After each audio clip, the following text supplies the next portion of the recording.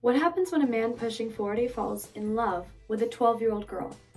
I'm your host, Gwen Zappola, and welcome to the Hey Lolita Hey podcast. Hey Lolita, hey, hey Lolita, hey. I know what the boys want, I'm not gonna play. In this podcast, I will be discussing the novel Lolita by Vladimir Nabokov, a controversial novel that has been shocking people for decades, as it was published in the 1950s. And as we get into the nitty-gritty details, I am going to be doing makeup and hair inspired by the 50s and 60s. And here is the inspo for today's look. The story of Lolita is about Humbert Humbert, a 37-year-old man who falls dangerously in love with 12-year-old Lolita. He becomes so obsessed with her. The story covers manipulation, obsession, and just how dangerous love or lust really can be. So you're probably like, ew, this is a disgusting topic. Why did you choose this book? Lolita, light of my life, fire of my loins, my sin, my soul. Lolita, the tip of the tongue taking a trip of 3 steps down the palate to tap at 3 on the teeth.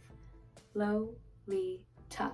So that is the opening of the book, and it really sets the tone for how poetic yet kind of unsettling the story is. And honestly, I first heard about Lolita through pop culture. Like, it's referenced everywhere. It's been referenced everywhere. From Lana Del Rey's music, hence the title of the podcast. It's literally a lyric of hers.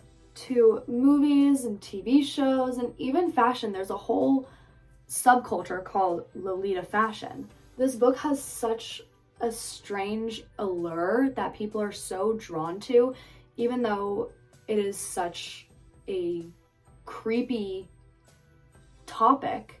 Also, I will admit, I fell out of the loop. I don't like being out of the loop. I want to be in the loop. Get me in the loop now. I just was wondering, like, what is it about Lolita that has captured the attention of people for decades? I mean, it was published in the 1950s.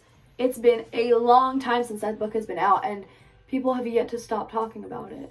And it's such an unsettling and creepy, uncomfortable read, but it's so iconic.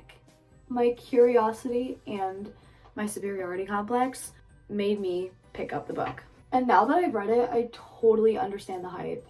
It's not just the shock value that gets you, it's the way that the book is written, the way that Nabokov writes it so beautifully, the nuances and the complexity of the story and the characters, and of course the uncomfortable questions and conversations that it forces us to have. Lolita was such a painful and uneasy read, but that's like the whole point. You're not supposed to feel all like da da da da da while you're reading about a pedophile. It's supposed to feel like there are bugs crawling under your skin the whole time while you're reading it. And that's what makes it hit so heavy. Now, let me quickly explain what we are going to be doing here in this podcast. Each episode, I will be trying out a different 50s and 60s inspired look, as I said in the beginning. And I chose this era because, first of all, it's the time period when Lolita came out and where it takes place and everything, but I think it also kind of mirrors the whole vibe of the story, because it's written so beautifully and so glamorously, yet the actual subject matter is disgusting and yuck. And I think the 50s and 60s really embody that sentiment, because if you look at the fashion and the movies and all this stuff, it's so glamorous and beautiful and it's so much fun. But if you look at the societal norms and the way that people behaved back then, it's kind of yucky. What really fascinates me about Lolita is how Nabokov was able to write such a convincing character with Humbert. Nabokov wrote Lolita as a cautionary tale.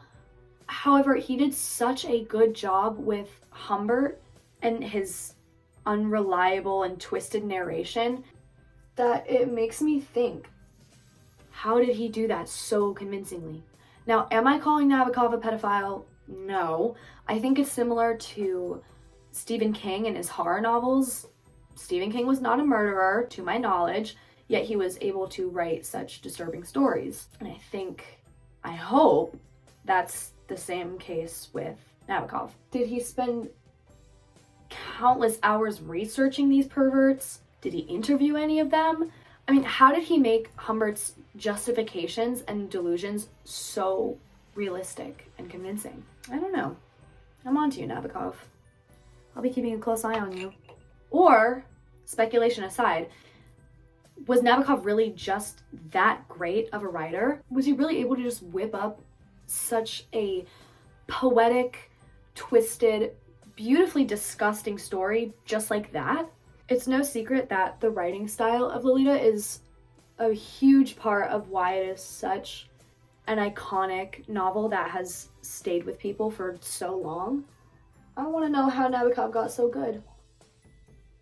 As I put on these final touches of the look, I am going to leave you with some things to think about.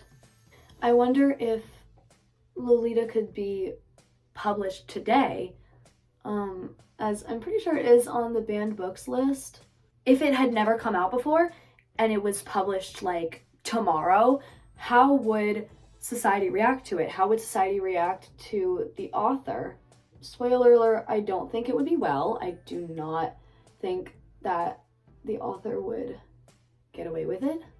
And I think it would be a much bigger discussion than it already is, especially with the influx of social media and like cancel culture and everything. Nabokov, you would not be safe today. So watch your back. So this is the finished look for today. I just want to do something simple because we're going to get into some crazy stuff as this podcast goes along, so I'll save the crazier looks for then. Thank you so much for tuning into the first episode of Hey Lolita Hey, and this is just the beginning into our deep dive of one of the most controversial novels of all time. In the next episode, we are going to discuss Vladimir Nabokov's personal life and kind of explore how that helps us put the Lolita novel into context. Until next time.